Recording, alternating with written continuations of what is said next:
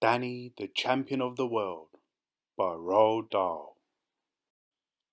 Chapter 1. The Filling Station.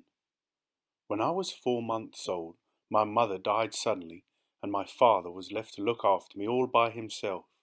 This is how I looked at the time. I had no brothers or sisters, so all through my boyhood, from the age of 4 months onward, there were just the two of us, my father and me. We lived in an old gypsy caravan behind a filling station. My father owned the filling station and the caravan and a small field behind, but that was about all he owned in the world. It was a very small filling station on a small country road surrounded by fields and woody hills. While I was still a baby, my father washed me and fed me and changed my nappies and did all the millions of other things a mother normally does for her child. That is not an easy task for a man, especially when he has to earn his living at the same time by repairing motor car engines and serving customers with petrol. But my father didn't seem to mind. I think that all the love he had felt for my mother when she was alive, he now lavished upon me. During my early years, I never had a moment's unhappiness or illness, and here I am on my 5th birthday. I was now a scruffy little boy, as you can see, with grease and oil all over me, but that was because I spent all day in the workshop helping my father with the cars. The filling station itself had only 2 pumps. There was a wooden shed behind the pumps that served as an office. There was nothing in the office except an old table and a cash register to put the money into. It was one of those where you pressed the button and a bell rang and the drawer shot out with a terrific bang. I used to love that. The square brick building to the right of the office was the workshop.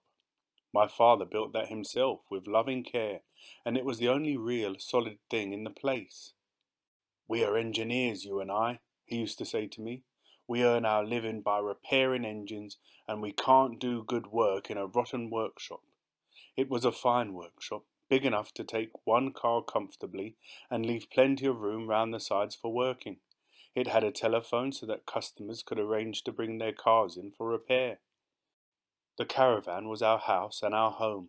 It was a real old gypsy wagon with big wheels and fine patterns painted all over it in yellow and red and blue. My father said it was at least 150 years old. Many gypsy children, he said, had been born in it and had grown up within its wooden walls. With a horse to pull it, the old caravan must have wandered for thousands of miles along the roads and lanes of England.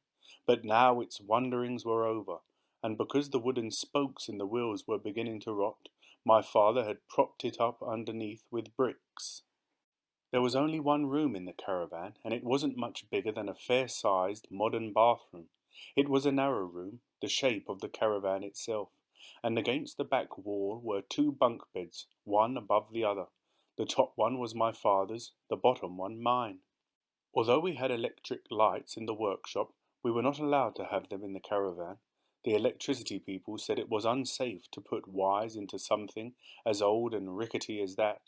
So we got our heat and light in much the same way as the gypsies had done years ago. There was a wood-burning stove with a chimney that went up through the roof, and this kept us warm in winter. There was a paraffin burner on which to boil a kettle or cook a stew, and there was a paraffin lamp hanging from the ceiling. When I needed a bath, my father would heat a kettle of water and pour it into a basin. Then he would strip me naked and scrub me all over, standing up. This, I think, got me just as clean as if I were washed in a bath, probably cleaner, because I didn't finish up sitting in my own dirty water. For furniture, we had 2 chairs and a small table, and those, apart from a tiny chest of drawers, were all the home comforts we possessed. They were all we needed. The lavatory was a funny little wooden hut standing in the field some way behind the caravan. It was fine in summertime, but I can tell you that sitting out there on a snowy day in winter was like sitting in a fridge. Immediately behind the caravan was an old apple tree. It bore lovely apples that ripened in the middle of September, and you could go on picking them for the next 4 or 5 weeks.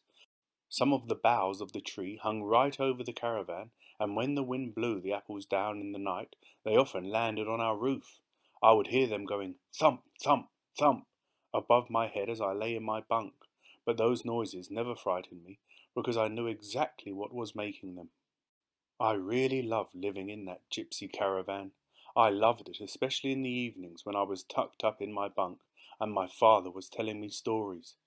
The paraffin lamp was turned low, and I could see lumps of wood glowing red hot in the old stove, and wonderful it was to be lying there, snug and warm in my bunk in that little room. Most wonderful of all was the feeling that when I went to sleep, my father would still be there, very close to me, sitting in his chair by the fire, or lying in the bunk above my own. Chapter 2. The Big Friendly Giant. My father, without the slightest doubt, was the most marvellous and exciting father any boy ever had. Here is a picture of him. You might think, if you didn't know him well, that he was a stern and serious man. He wasn't. He was actually a wildly funny person. What made him appear so serious was the fact that he never smiled with his mouth. He did it all with his eyes. He had brilliant blue eyes, and when he thought of something funny, his eyes would flash, and if you looked carefully, you could actually see a tiny little golden spark dancing in the middle of each eye, but the mouth never moved. I was glad my father was an eye smiler. It meant he never gave me a fake smile, because it's impossible to make your eyes twinkle if you aren't feeling twinkly yourself. A mouth smile is different. You can fake a mouth smile any time you want, simply by moving your lips. I've also learned that a real mouth smile always has an eye smile to go with it, so watch out, I say.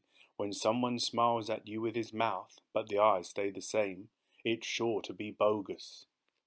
My father was not what you would call an educated man, and I doubt if he had read 20 books in his life, but he was a marvellous storyteller. He used to make up a bedtime story for me every single night, and the best ones were turned into serials and went on for many nights running. One of them, which must have gone on for at least 50 nights, was about an